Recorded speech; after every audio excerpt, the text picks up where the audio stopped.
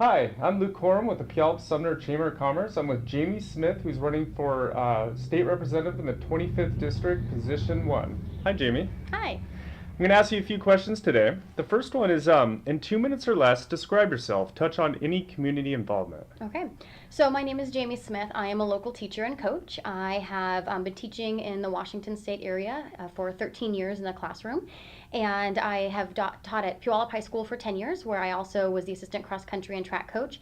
And I taught leadership with Jamie Mooring there for a while, for a few years as well. And now I'm actually up at Rogers High School. And so I've been a teacher in the area for a very long time. Love the area, PLU graduate just down the road.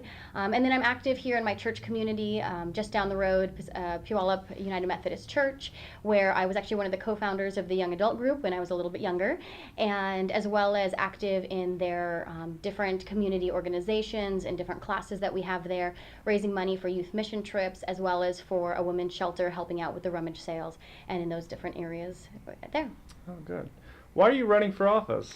So I'm running, education's really big in my family. My dad was raised in extreme poverty. We're talking a single mom with 5 kids. My dad was literally out digging sand shrimp by the side of the road in 3rd grade to sell before school started so he could have money for clothes. But he knew no matter what, you needed to go to school, that school was going to be his way out. And my family broke the statistics. All 5 ended up going to college and broke the cycle of poverty. And so I've seen that in my family. My family's filled with public servants. My dad went into education, my mom's a nurse, my brother's in law enforcement, I have veterans and military in my family. So I wanted to give something that would give back. Unfortunately, as I've been teaching, I've watched more and more of my students deal with homelessness, even though their families are working full time. I've watched the housing crisis rising. I've had more students who are in crisis, but we don't have the mental health capacity for them. I've watched the local community as it's been trying to grow, but we hit a recession and all of a sudden small businesses are having problems, and many of them are my former students and their families.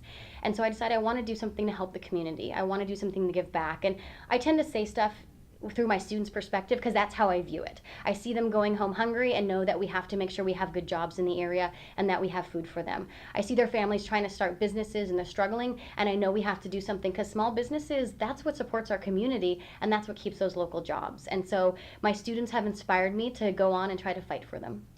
Okay. What would you say is the most important issue in your race? So being a teacher, of course, education is always key. We've made a lot of gains in education, and so looking at the local area, what I'm hearing from people, it's really the homelessness in the area. And I did the Puyallup Police Officer Citizens Academy, and they said there's 2 types of homeless. About 80% are actually the invisible homeless, those you don't see. They're my students, they're their families, they're in the Walmart parking lot, they're couch surfing, and that's what we're going to need one area. The other is the visual homeless, and that's the one most people think of. Those are often people who have mental health issues or addiction issues, and that's a chicken and the egg. Did homelessness come first or did that? And those are the ones we tend to see down by the river. And those are both going to need very specific ideas to help solve them, and I have some different ideas I want to work with those so that we can make sure the community is taking care of each other and that we can make sure that people get the help that they need and get back onto their feet. Good. How specifically would you support the business community?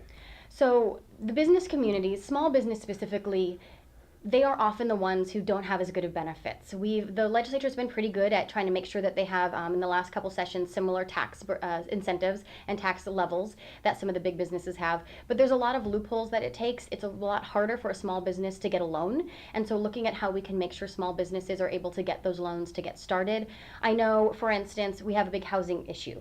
And usually the recession, we get out of it with building and construction, but we've lost 50% of our small construction businesses, the mom and pop shops. And a lot of it's because they can't get the loans to build those houses, which we need for the infill and we need so that we don't continue to sprawl. And so looking at how we can incentivize those programs, how we can help those small businesses to grow, to bring jobs back to the community, that's going to be a big one, as well as working with the community to see what they need, because it changes as we go. There are some people who just say we have to get rid of all regulations and protections.